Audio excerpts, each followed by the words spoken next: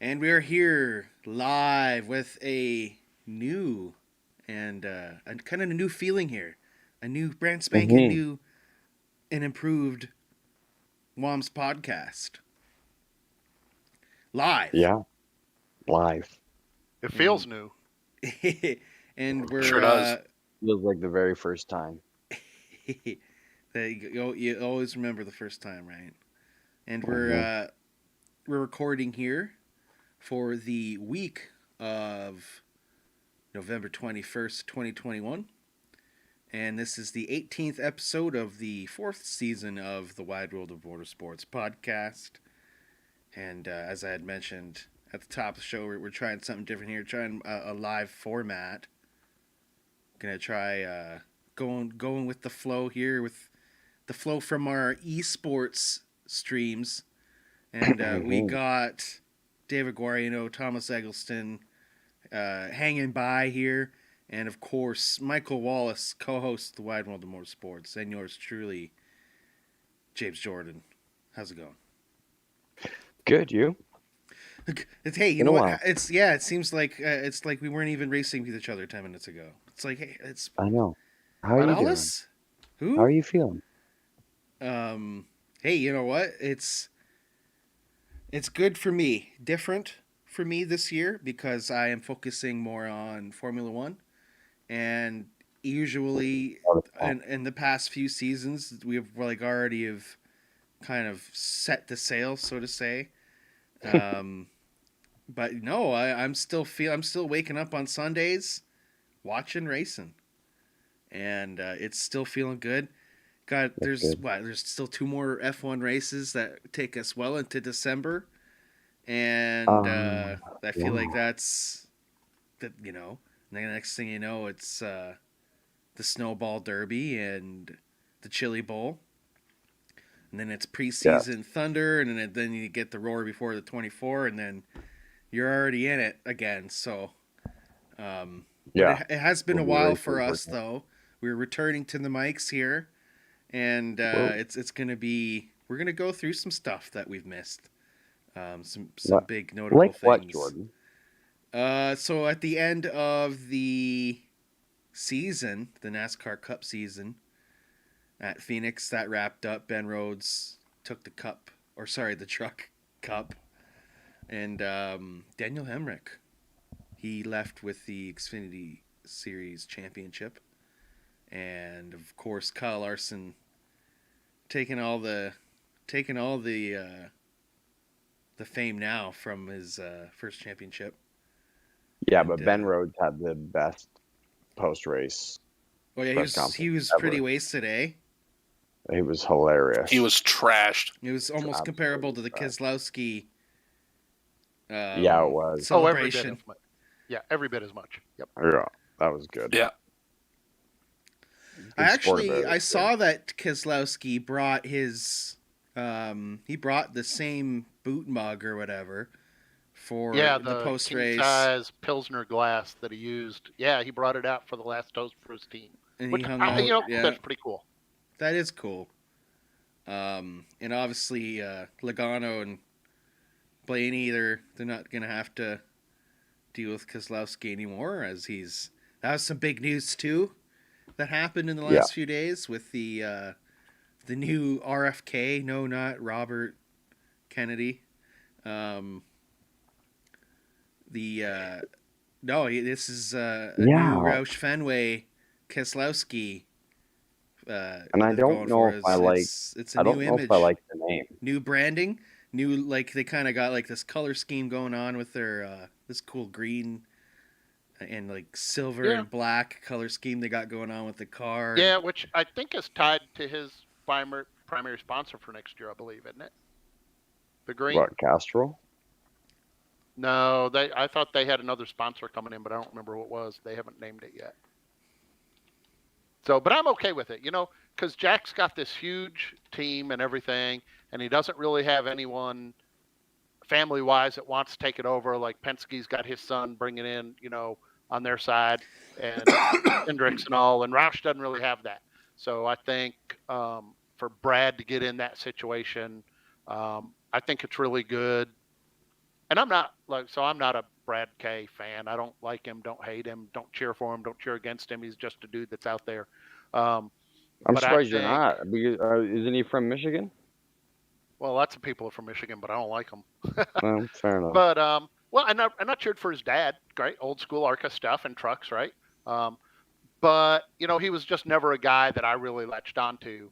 But the last couple of years and him closing his truck team and doing that manufacturing business instead, and what he's doing here with Roush, to hear him talk about what he wants and where he wants to go. Um, I've got a whole bunch of respect for the guy right now, because this is, I mean, you're taking everything you've done and putting all your eggs in your own basket, right? Hmm. That's a pretty gutsy move. Yeah, he And knows where he wants to he be. helped Penske through the years, back when they Yeah, and were. it's not like he's buying into Hendrick, right? Like Jeff Gordon, Jimmy Johnson bought into Hendrick. He's not doing that. I mean, there's a lot of pressure here, and to me, to do that the way he's doing it at all, I think that's pretty sporty. Yeah, Yeah. he's always wanted to kind of not run things his way, so to say, but he's definitely had a vision of how he wants things to be and how where he's comfortable with, and he was able to do as much as he could with Penske throughout the years with that, and obviously it got to a Yeah, and point where he felt like he needed a little bit more. yeah, and he and Roger, I forget which interview it was. He and Roger had been talking for several years about what would it do, how could he get an ownership stake or whatever, and because of the way Penske's corporate structure is, that just really wasn't going to be a viable option. Mm. It wasn't that, oh, well, I'm tired of racing for him and I don't want him driving my car. They just, Brad is already looking for where's he going to be when he's 50, not Hmm. Right. 38. And that just wasn't a place that Penske could get him, right? Right. So I don't, I just think I've got a lot of respect for the guy for what he's doing, because this is not the safe way to go. Anybody else would have been really happy to pile him into a race car. I think he's testing. He'll be getting in the car sometime during the week that we're recording here. I believe there's some tests. There's some more Charlotte testing during this week on the 24th. So, Yeah, he was in it. He was in it earlier this week. oh, maybe He that got a was Hmm. it. couple of rounds in. Yeah. At Charlotte. Yeah.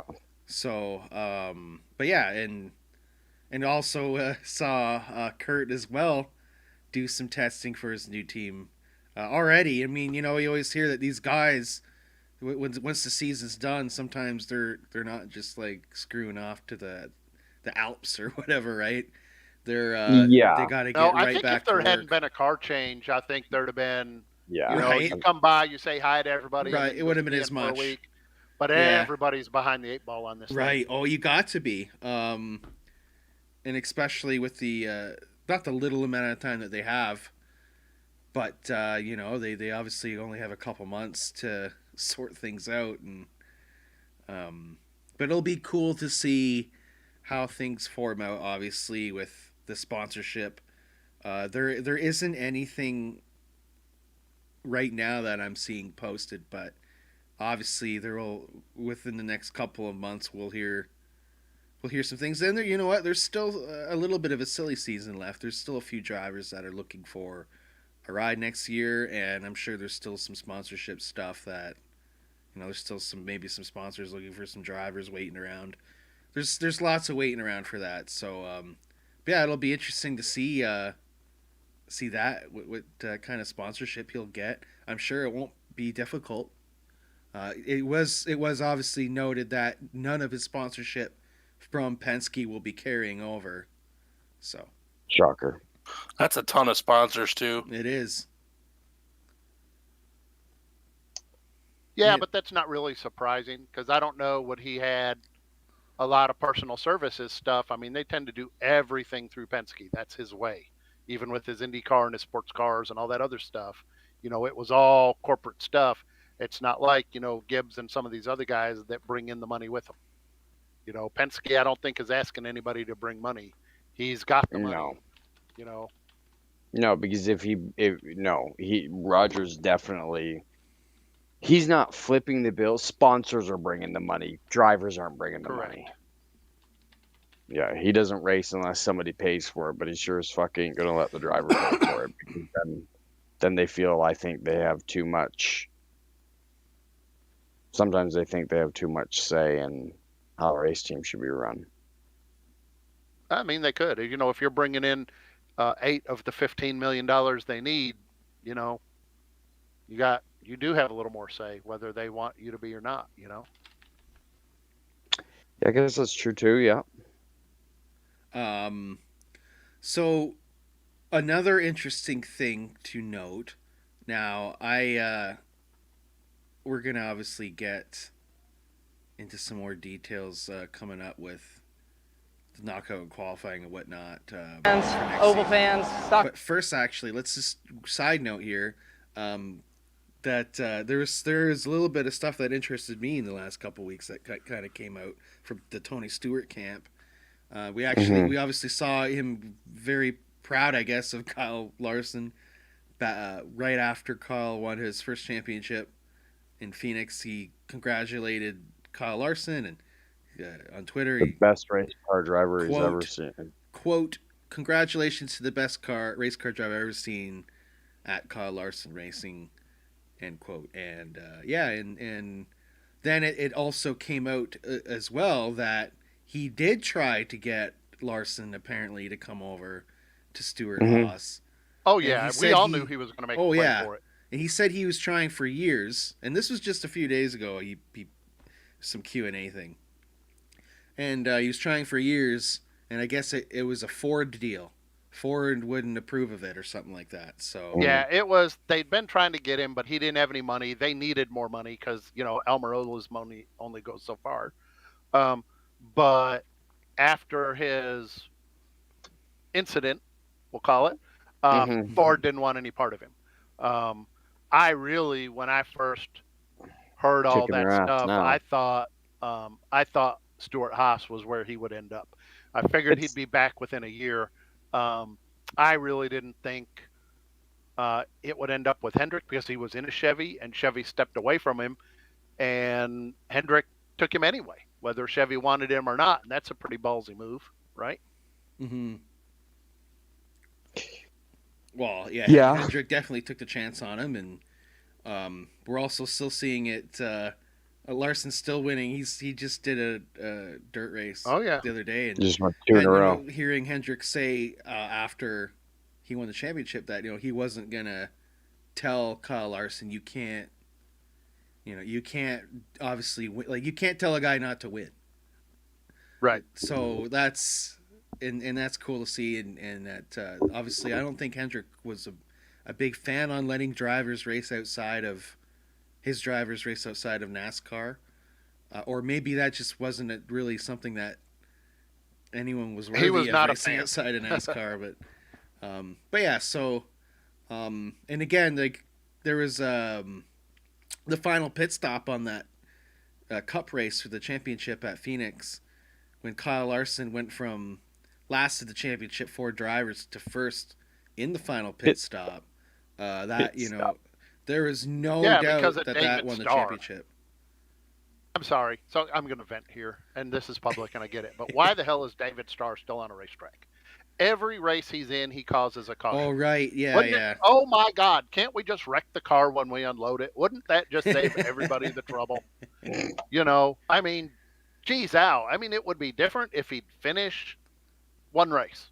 Maybe. Wouldn't that be great? That'd be great. But every time you turn around, he's 35 laps down, and he screws up someone else's race. My God, please, somebody make a minimum requirement. I've got a cat that can drive better than that. Didn't wasn't that one of the teams that said they sold their charter? Or is that they might as well. They don't have any cars left, right? Yeah. We're going to see how that plays out, I guess. It is true, but and I've heard that argument before, and you're not about David Starr let Kyle Larson win the championship, and I'm not saying that he won the championship because of that. Who the hell knows what else would have happened? But Sure. at some point, right? So you got, like, was it last year? Jennifer Jo Cobb was supposed to run the Xfinity race, and they wouldn't let her. Now here's a woman, you know, she's got like 2 trucks and 2 motors, and she's trying to run this whole damn schedule, and they're saying, well, your finishes aren't high enough for us to do that. Well, she doesn't even have new tires. She has to wait for everybody else to pit so she can get somebody else's used tires. Of course, she's not going to finish well. But if you look at the wrecks she's in, it's because somebody hits her. It's not her doing something stupid. It's all the young kids doing something stupid and catching her up. But then you got guys like David Starr and some of these other dudes that just, I mean, what the hell are they doing? Sorry. That just frustrates me. And I'm not going to say that because what happened with him is why Kyle Larson won the championship. There was still X number of laps to go. Who knows what else would have happened. Right. But, you know, it does play a huge you're factor going to in have situations. a professional race series, at some point, you have to put your foot down. You just have to. If you're in it for start and park, then damn start and park. Fine, do it. But when you're 32 laps down, why are you running hard enough to wreck the damn car and break a brake rotor and cause caution? You're 39 laps down. My God, just bring it back. And well, for Kyle Larson fans, they weren't upset about that. No, they weren't at all. Because, you know, that caution doesn't come out. Before that caution, Denny Hamlin had 6-7 second lead, and nobody was cutting into it. I mean, he was gone. You know, but now everything, you know, and they fired off, you know, kudos. They fired off a killer pit stop when they needed to do it. Oh, the best pit stop of the year. Right. Probably. You know, and so you get that fast a pit stop and you're in the best pit stall. Hey, man. But why are you in the best pit stall? Because you qualified on the pole. Everybody else had a shot to qualify on the pole. Right. Yeah. Right? So, I mean, you know, even if they had done it by the points rotation, if they hadn't qualified, he still would have been on the pole. But guess what? He earned that too because he's kicking everybody's butt. Yeah. Right? So, you know, I'm not going to say that, oh, this is right or that's right or whatever, and this should have called out, that should have called out. But, you know, damn, let's put a minimum on what we're going to allow to be on a racetrack. That's just me. I think I think they're good enough. I think, but then again, you look at why that car exists, and it's all because of, I'm sure isn't the driver related to the owner, or is the owner? He probably is. David Starr. It's Starcom Racing, right? Yeah, but I don't know that he's part owner or whatever. But even if he is, I mean, at some point, you know, you gotta do something, right? He's 40-something laps down. I'm sorry, he was however many seconds a lap slower than everybody else. Well, he's above minimum speed. Well, then let's re-rack minimum speed, right? We got to do something. So I think he was running. That's true. Oh, so David Starr wasn't in. So who was the one that wrecked out? Are we thinking of the right guy? Yeah, I think it was him. I don't think he ran. I'm looking right now. He didn't run. The only Cup race he ran was at Kansas. So that's his car. Who was in it? Yeah, I was gonna say it was right. Just his, so it was a Starcom car, but yeah. But it was 25 years since the 5-car last took home the championship, and it's cool to see. Yeah. I grew up as a Terry Labonte fan, so that was cool to see the 5 back in victory. Now, obviously, Casey Kane had a good run with it, but you know he wasn't able to seal the deal in his time in the 5. No. Mark Martin almost got it done, though, didn't he? Almost got it. Didn't Mears drive? Didn't Mears drive the 5 as well for a season or something like that? Yeah. Kyle Busch too. So yeah, Kyle Busch. Just imagine if Kyle stayed in the 5. Yeah. Jesus. No, he and Henrik got into it all the time. They didn't have a good relationship. But I liked that. I liked that it was, you know, last guy was Terry Labonte. You know, I was at that race when he won his title and everything. God, now I sound old. But you know, that's cool. I like that, to see that come back full circle. That's cool. And I think it's gonna continue, and the 5 car is gonna win more championships. Oh yeah, going everybody down the knew road. that. Everybody knew that when he got in top flight equipment, look out. Everybody in the garage knew it. And I think that's why Tony Stewart was trying so hard to get him. But Hendrick's going to do what he has to get the guy in the car. And you look at it, the first half of the year, right, was sponsored by HendrickCars.com. Mm-hmm. So basically, that's Rick Hendrick's company footing the bill, right? Yeah. Well, that's Nobody what else was said. wanted him. He had to Well, they prove. want him Kyle now. had to prove himself. Kyle had to prove himself in that car for this year, and he had this year to do it. And if he didn't prove himself, I think he was out, and because Rick needed someone to pay for that car, and I think he'd have had more. I don't think it was a one and done. I think everybody knew that if he got in a real car, that he was going to be gone. It was going to be hard to catch him, and he was.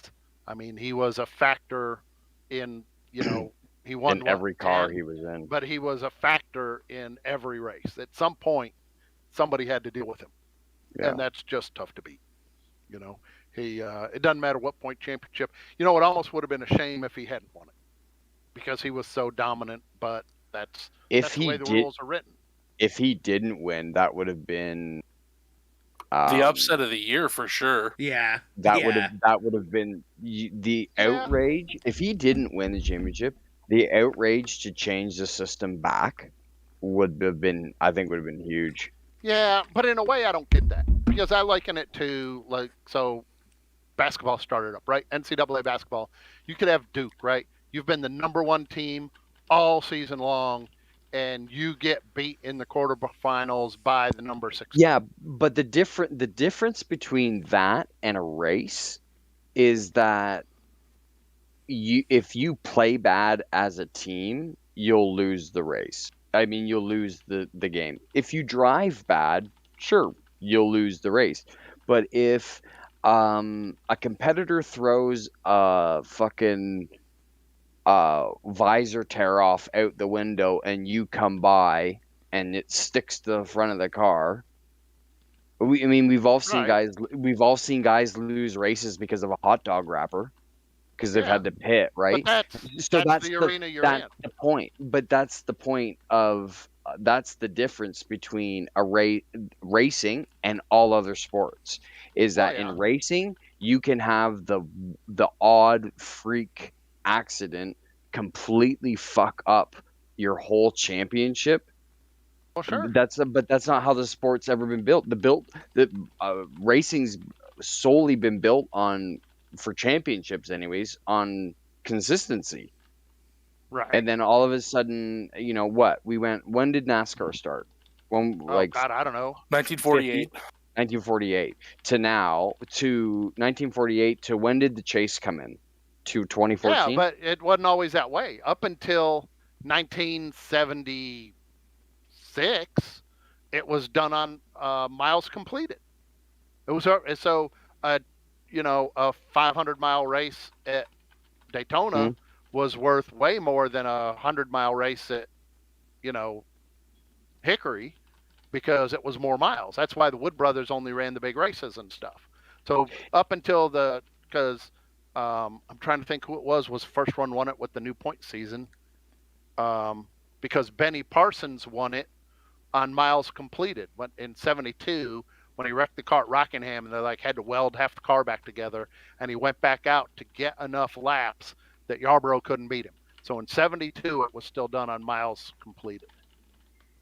And then after that, they changed it to the point system that Seagrave came up with, that we used all the way up until Brian France screwed it up.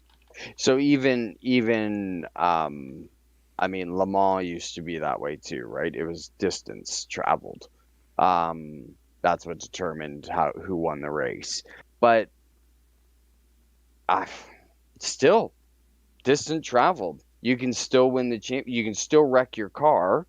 You just proved my point, more or less, that the system that we have now doesn't work, because Benny had his car welded back together, and just all he had to do was limp around the track. I'm sorry, if you limped around the track at Phoenix, you weren't going to win the championship. If you got crashed out if you got crashed out by fucking Corey LaJoie, like him and Stenhouse took out Wallace and then took each other out, or you had some freak accident happen, But that's your whole the system championship in is place at the gone. time. All right, but let's Yeah. do, but so, and in the purest sense of the word, right? If it was me, that's why I'd be. I'm kind of old school, I don't like provisionals. I don't like charters. If 45 guys show up and the fastest 35 make it, that's fine. Well, if your number one driver didn't make it, well, too bad. Send his ass home. Oh, I That's not going to completely happen agree. I because think of it's the team and everything else. So let's look at it when you look at it from an overall sport standpoint. If they kept the point seasons pre-chase, Kyle Larson is your champion with 5 races to go. How does that look for your sport? I was just going to say that because if you watch F1, there have been times, there is a situation that arises where you can crown a champion halfway through the season. Right. So albeit unlikely, but it's possible. Right. Because I remember, when I was in Carolinas, 80s, 90s, early 2000s, there were a lot of times we crowned the series champion at Rockingham 3 weeks before Atlanta. And we were there for it, because I was in the pits and doing all kind of other stuff. So, but it was very seldom did it go to the last race. There were exceptions.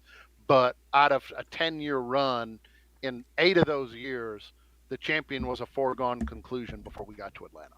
Yeah. And that's not good either, right? Why is that not good? Because they did a better job through the year instead of better in one race. If you're a sport, I get people to watch through the end of the season. That's exactly it. Then it is a thing. Yeah. But if Denny wins the final race and wins the championship, is he the deserved champion of the year? Fuck no. If he did, but he won the championship. But he's not. It's what the fans want, though. Bowman.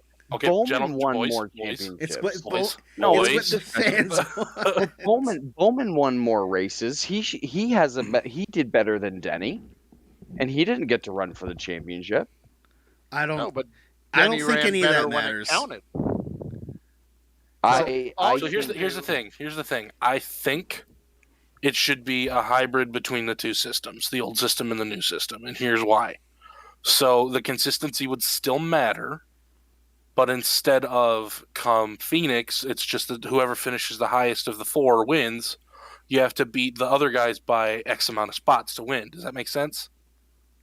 So you still can't win a championship 3 weeks before the end of the season, but also one really bad day. But that's what the playoff points and the stage points do for them.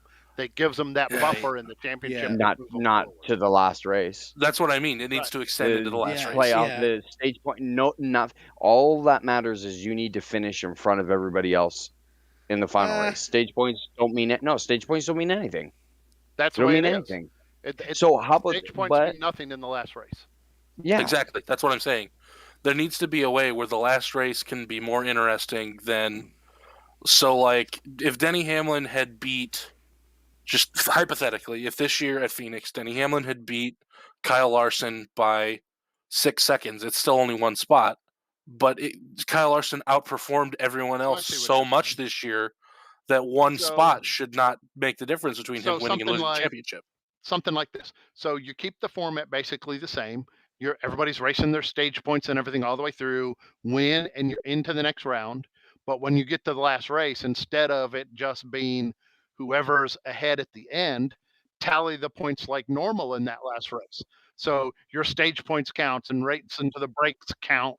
And, you could win 2 stages and run 4th and have more points than the guy that won.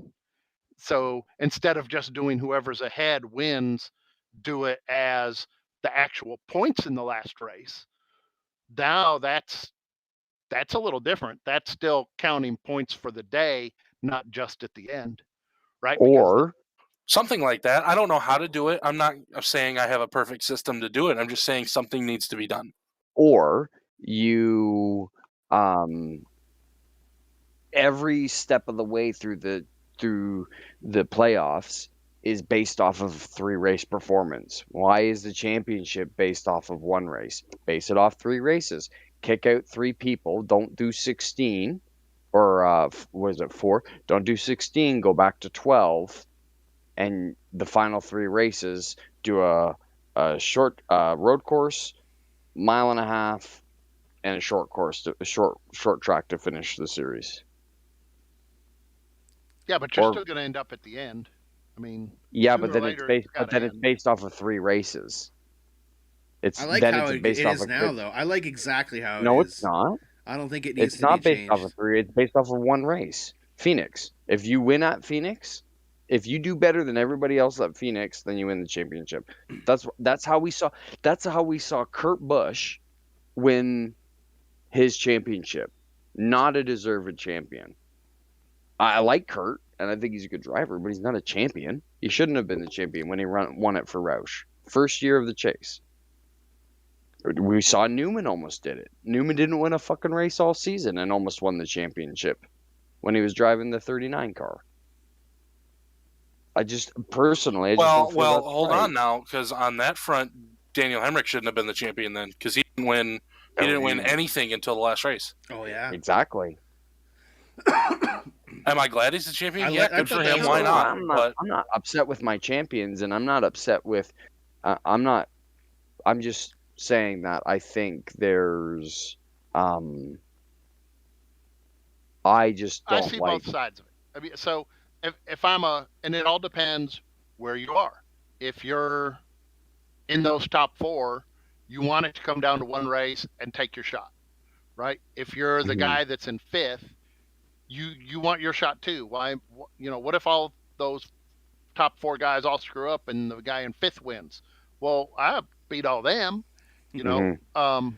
but all you can do is race under the rules you're given. Yeah, of course. And whatever you decide, there's going to be somebody else that says, "Oh, you should do it this way."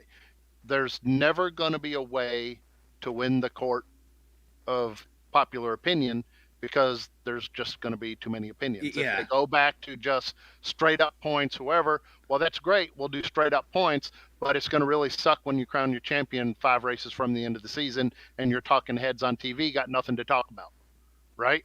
That's not good for your sport. Having it to be a crapshoot on the last week of the season, not the most rewarding way to do it for somebody that's kicked everybody's butt all year. But if you want everybody to tune into your final race and be in all the TV and all the newspapers, it's a great way to do that. And a big part of it comes down to money. Race cars run on money. And, they don't have money unless the sponsors are on TV and getting ratings. And if your champion has won 14 races and crowned 3 races before the end of the season and there's no reason to watch, ratings go down. We know it does. And we saw that happen. And why am I going to watch this race when the champion's already decided? Oh, screw it. I'll flip over and watch a football game, right? But when you're invested in it and you know that it's going to be handed out at the end of that race and they're going to have to get after each other to do it, then that gets everybody back in front of that TV, Sure. I feel like they've been doing good. Talked about like the Brad Keselowski moments and stuff like that. If Brad Keselowski wins that championship 3 weeks before the season's over, I don't think we get drunk Brad in victory lane. I don't think that happens. But when you put it in that Game 7 moment and everything all of a sudden is whoosh and it's over, you get those big moments, and you don't get that when you finish a race at, wherever the hell they were 3 weeks ahead of Phoenix, wherever the hell they were. So I'll put a nail in this coffin right now, and I'm going to say this. For years and years, you always hear people talk about they should do this and they should do that, and I always felt like if you want it to be changed, go apply for NASCAR. So we could always do how would we want NASCAR to be ran, but we're only the fans, and I like how it's been the last few years. I don't want to complain too much about how things are. I just take it how it is. So. There's at the end of the day, we're not in NASCAR HQ, and we don't have any decision-making power, so it really doesn't matter what we say. And we tune in every week still. Doesn't matter. It doesn't matter what they do. they're never going to make everybody happy, right? So who do they have to make happy in order? Stockholders, right? Because I was going to say the fat cats with the money is who they need to make happy. Stockholders and TV, right? If Fox is going to turn around and pay what was the last TV deal? $2.8 billion something dollars, whatever it was. If you're going to pay $2.8 billion, I better not have any boring races, right? Damn, I need turn 4, I need crash in, I need people angry. I want something that's going to get me my money back, right? So they got to please those guys. Then they got to please the car owners and the track owners, right? So, it doesn't matter what they do. One of those people or some of those people is not going to be happy. Some of the fans are not going to be happy. If they put it back the way it used to be 25 years ago, half the people are going to be mad. There's not a way to win. All you can do is cut your losses. And how about this? So let's transition over here to NASCAR announcing that next season with the knockout qualifying will set the starting lineup for nearly all Cup, Xfinity, and Camping World Truck Series races. And this was just announced last week by NASCAR. And also they announced the return of practice to most events in each series in 2022. They were very happy to bring that back. They work closely with their broadcast partners and the teams and racetracks to be able to they provide the knockout qualifying format and to being able to keep that going after the pandemic. That's something that they're focusing on here. So for a majority of the Cup schedule, the field will be split into 2 groups, and they'll be in a practice and qualifying event that will last about 2 hours, and Cup practices will be 15 minutes per group on most ovals and 20 minutes per group on road courses. Obviously given because they're a little longer to get out and make a hot lap on and whatnot. Yeah.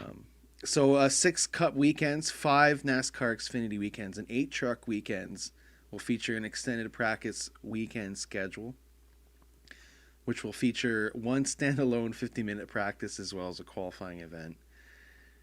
As per usual, a Daytona 500 field will be set the same way as before. The front row will be determined by qualifying, which will be held on February 16th, as the rest of the lineup will be set by the 2 qualifying races, as we know as the duels.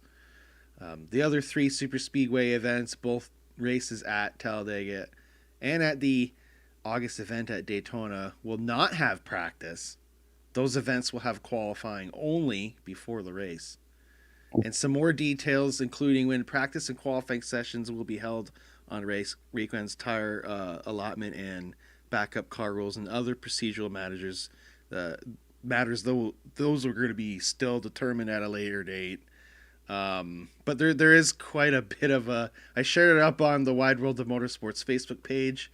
You can check it out at the WWOMS. A little bit of there's a link to the how they got it set up. There's a lot. They couldn't make it easy, could they? There was some mixed reaction out in the Twitter world about that, and there's things I like about it, and I think they kind of went a little bit overboard. I think getting some practice back is good. You can't just be doing everything on the simulators. Mm-hmm. Or you show up and whatever you had on your sim is just out to lunch. Right. 15, 20 minutes is not a lot, but it's enough for you to go, oh, crap, we better do something, right? You've got a shot at something, It's not, in the 90s, where they'd have a 4-hour practice in the morning and a 2-hour happy hour, and holy cow. But I think some of that's good. I think going back to live qualifying is awesome. Knockout, I don't really have a problem with. Go fast or go home. Just get it done. So they kind of convoluted it up, and this trace has this practice and this is this, whatever. It's because nobody watches it, and they want people to watch it. Yeah. They want people to tune into qualifying too, is what's going on. Yeah. Right. Well, see, and some of this goes back to the culture. So the culture at the racetrack today is so far and away from what it used to be. It used to be you went to the race for a weekend and there was always something on track, something to go watch, something to go do. And then they started cutting practice out more and more and more. Well, now instead of having, 30,000 people in the stand Thursday or Friday for qualifying, you've got 5,000 people in the stands. Well, that's costing that track owner a fortune. His cost to be open is the same whether there's 5,000 people or 50,000 people, right? So now all of a sudden that's costing him money. So he doesn't want to be open. So now your fans come in on Friday and you don't have qualifying, you don't have practice, so they're all just sitting in their campsites. Well, who wants to do that? That's no fun, right? And like they changed the souvenir tents, right? They used to have all the souvenir trailers, and you could go to each one and see what they had because you're there 4 hours before the race. You got to do something, and you could kill those hours by going and looking at everybody's trailers. Get you a funnel cake, yeah, and do all that stuff. Well, then they said, well, we don't want all the trailers. We're going to put everything in a big tent. Well, who wants to go stand in a tent with 700 other sweaty people? The fanatic tents, yeah. Yeah, nobody wants to do that. They brought back the haulers, sort of. And it even goes back farther than that. So if you go back into the late 90s, Jeff Gordon, Dale Earnhardt, Rusty Wallace era, when they started Sports Image, right? So prior to that, all the drivers kind of did their own thing with their T-shirts. And then you had Roush came in and he had 5 teams, and Earnhardt and Gordon and the guys that created Sports Image said, oh, well, we're going to do this. So all of our T-shirts are all done through Sports Image and through our designer. So you had the same 6 T-shirts, so it was if they put a Terry Labonte car on it, it was a Terry Labonte shirt, or it was a Black Put Earnhardt car on it. The design was the same. They just changed out the car and the autograph. Right, yeah. Well, now the T-shirts weren't different anymore. So you didn't need to go to as many trailers. Then the trailers aren't doing as well. And so that started that slide down. And it finally got to the point where when you went to the race, you just sat at your campsite because there was nothing to do. And when I first started going to the races, you were at the racetrack all day Saturday. There was bush cars and then bush qualifying and then a happy hour practice, and you had stuff to do through that weekend, and now you don't. So they got to put something back on track, or why bother going to the race? Yeah, I was always a fan of the knockout qualifying. It did seem to bring you like people Formula out. One so much. It did seem to bring people out. I'm a fan of anything that makes you go fast sometimes when you don't want to, right? Everybody's like, oh, I hate stages. I love stages. Yeah. I can't tell you how many times I sat in the grandstand watching a guy with a 38-second lead and all the way up to 5th place lap, and you're like, oh my God, I wish we'd get a caution, right? Well, great. Stage racing take care of that. Right. Because now we got stage racing. You don't see all that crap debris cautions anymore either, right? Everybody knows when it is. And guess what? Them dudes are racing their asses off in the middle of the race. Well, good. Let's watch them do that. If knockout qualifying makes you go so fast that you're uncomfortable, sign me up. I'm all for it. Go fast. Do something that when I'm sitting in the stands makes me say, wow. And, with the 550 horsepower cars and the big spoilers, nothing makes me say, wow. Go back to like Darlington with 750 horsepower and the small spoiler, cars flying all over the place. Awesome race, right? So if knockout qualifying makes these guys free the cars up so much that they're scary to drive again, I'm all for it. Remember, they're going to have a new gen car too to be dealing with. Well, that's one of the reasons why they got. That's why they got to bring. One of the reasons why they got to bring practice back. Yeah. They're sending this car to tracks they have no idea what the car will do because they haven't physically tested. Because they can't physically test it every single like track. Xfinity at Portland.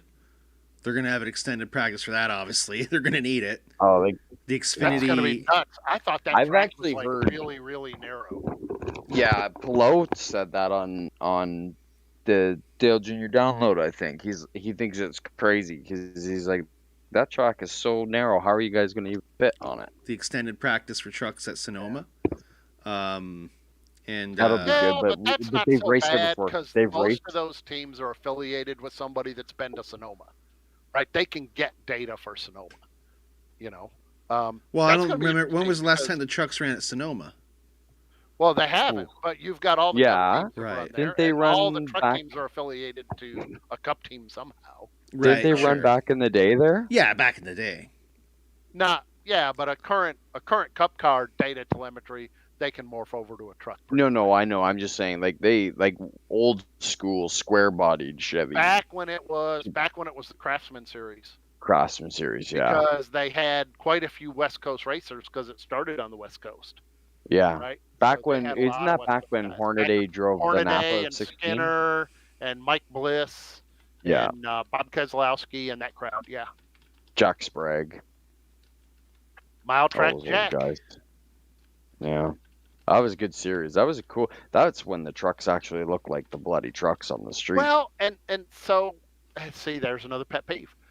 That truck series was a great idea because it gave all these guys that wanted to go NASCAR racing a way to go without breaking the bank.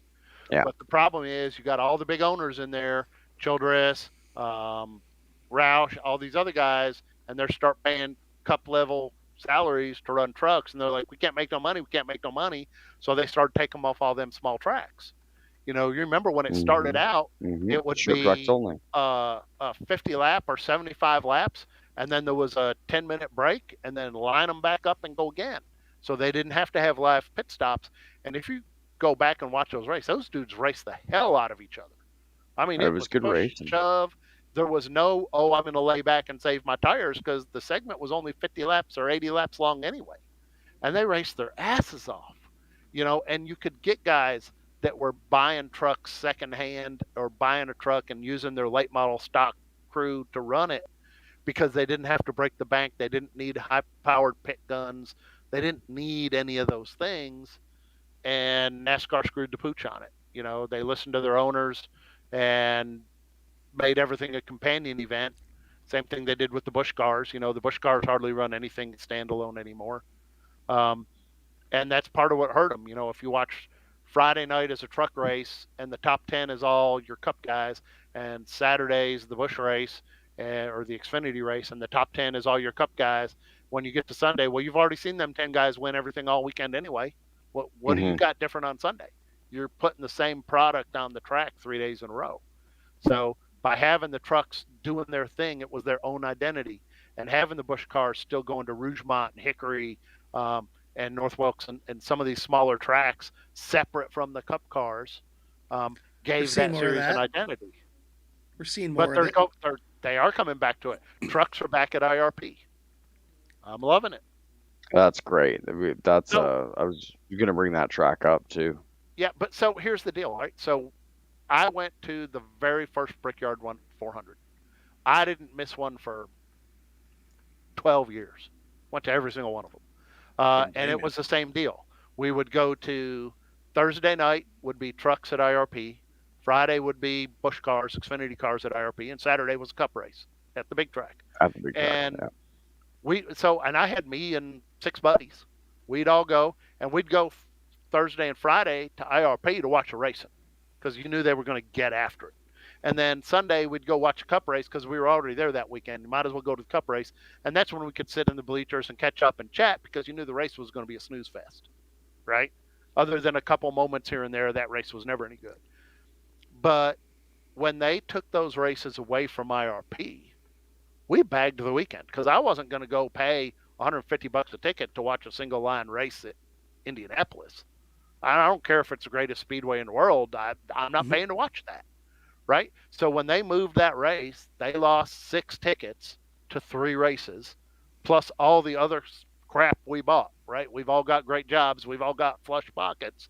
It was nothing for us to drop, oh, hell, let's all buy this T-shirt or we'll buy this program or, go get us 12 beers at $6 a piece, right? I mean, we dropped cash. We dropped, yeah, $6 is cheap now.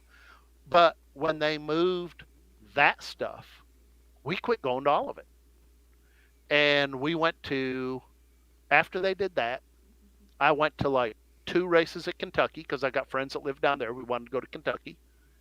And that was it. And I have not been to a cup race since. But now I've been to a bunch of Indy 500s.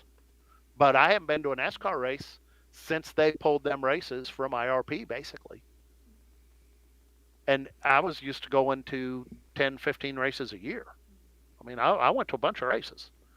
So that's all that money they lost because of the decisions they're making. So for them to put IRP back on the schedule, Gateway's on the schedule, Cup cars at Gateway are going to be a freaking beast. Oh my God, is that going to be a good race? I think. Oh yeah. So to see them doing If some they of can these keep the lights things on. are good. Yeah, if they can keep the lights on. That's all good stuff. Well, it's great. Yes, and it's funny though to see. NASCAR is listening, right? In the way yes, of they are. Jim France is listening. they are getting rid of the tracks that don't perform well and people don't want to go see, right? We lost the Michigan. We're losing a Pocono, right? We're losing, but they're replacing them with other things. They're trying different things. We're going to the street track. They're adding. They're going to the Coliseum for the Clash again, so they're putting a short track back on it. I think they need to get over this Bristol dirt bullshit and race Bristol as Bristol. A lot of censoring from you tonight. I'm gonna have to edit some stuff from Wallace tonight. And and they need to go to a dirt track. How many good dirt tracks that are set up that could Trucks host at Knoxville is good. Well, you got trucks at Knoxville. You had trucks at until they all Eldora. started wrecking each other. Yeah, but that's what you get out of the problem with the Bristol was I don't know whatever mix of dirt they had. That mix of dirt was horrible. Right. I mean, it was great for a late model and a sprint car. Well, that's what happens when you try to have a dirt race in the middle of the day in a heating bowl, right? There's no air movement in there. More binder. They needed more something. That was not good. But the problem for the Cup Series, what they need to do is take the fucking windshields out. Like, why are they running with if they're going to run a day race, I can understand if they want to run a day race. Go for it. Yeah, you've never been hit in the face with a rock either. But but look at dirt modifieds don't run. I mean, dirt late models don't have windshields. Here's the thing with that. Next time you're driving the Cup car in iRacing, take a look on the dash and look at all the expensive electronic equipment that's up there. Move it. I think it's too easy to just say take the windshield out. Here's a novel idea. Here's a novel idea. Don't go race Cup cars on dirt because they don't need to do that. See, I'm a fan of it. I like it because it's going. I like it. I just think that the track prep it was a waste of time. Crap. Better track. They need a better track. Better track. I'm all for 2 races a year on dirt. That's one of the things I used to love about ARCA. I don't need it every third week. Do a couple. I'm all for it. But you have got to do better than what they had for track prep. 100%. Oh, yeah. I'm all for them racing on dirt because it goes back to NASCAR's roots. Back in the 40s, 50s, 60s, 70s, like half their schedule was on dirt. And it goes back to what I said about the other stuff, but racing and IRP. Entertain me. I'm not in this to watch somebody run away with it. I'm not in it to watch 14-mile-and-a-half speedways on a 550 package where nobody can fucking pass. That's not what I'm in it for. I'm in it to watch something happen. And so if dirt does that, great. If sending them to Gateway does it, great. If you want to send them to a road course, if the race is great, I'm all about it. I'm not generally a road course guy, but if the race is good, I'm going to watch it. The Indy road course, I thought sucked. Both races were single file until the track started eating race cars. That was interesting. The problem with the Indy road course. The same problem Indy has everywhere is it sucks. It sucks. It's just a bad road course. Like they really, you honestly really have 2 braking zones, right? You come down the front stretch, you got the 90 right into the first infield section. That's the only place you're going to pass. After that, it's all single file to get to the backstretch run, and you get a backstretch run down into left-hander, I think, and you got a place to pass there. So you have 2 passing zones. Sorry, even the oval had 2. It's a track that they thought the name was strong enough to carry it, and it just simply is not. It never A has. bad road course. IndyCar doesn't race that particular. Like, it's an okay race with IndyCar, but they don't run particularly well there. Now, but let's step back and look at the Xfinity races there. They're phenomenal, but that's an inherent difference between the Xfinity car and the Cup car, right? Well, and it's also skippable. Like, Hemrick's More even shit is going to happen in an Xfinity race because there's more unknowns. But Hemrick just talked about it on Door Bumper Clear, just talking about how the Cup cars are just way easier to drive. He's like, he came out of a series, the Cup series, where he's like, you were flat open, full throttle everywhere, to a series where you have too much horsepower, not enough grip, and you're slip slidey, like that movie, and they're You trying have to make do them that. tough to drive. If they're easy to drive, like, when you get all these low horsepower package, when was the last time you saw a car spin out? They don't. They don't. They just don't. And, they used to. That's why we used to have 12 cautions in a race, because the cars were hard to drive. And, I'm hoping as they get this new car, they can up the horsepower and some stuff's going to happen. So, and that's all we're going to have to do is just see. We're just going to have to keep and an eye on the testing. Because I'm high on the new car. It's back to symmetrical. It's not cheated up.